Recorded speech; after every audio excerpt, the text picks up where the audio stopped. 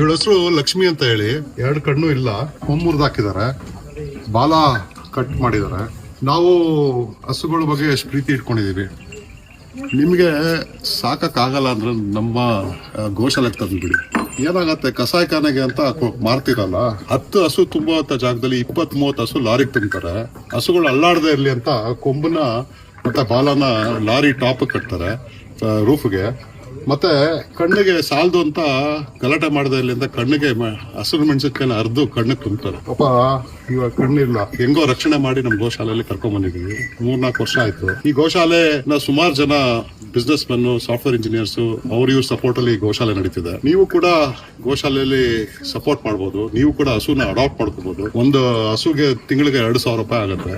ನೀವು ಅಡಾಪ್ಟ್ ಮಾಡ್ಕೊಳ್ಳಿ. ನಿಮ್ ಫ್ಯಾಮಿಲಿ ಜೊತೆ, ನಿಮ್ ಮಕ್ಳ ಜೊತೆ ಕರ್ಕೊಂಬನ್ನಿ. ದೇಸಿ ಹಸುಗಳು ಇದೆ ಇಲ್ಲಿ, ಎಲ್ಲಾ ತರ ಹಸುಗಳು, ರಕ್ಷಣೆ ಮಾಡಿರುವಂತ ಹಸುಗಳು ಇದೆ. ಇದ್ರ ಜೊತೆ ಬಂದು ಟೈಮ್ ಸ್ಪೆಂಡ್ ಮಾಡಿ.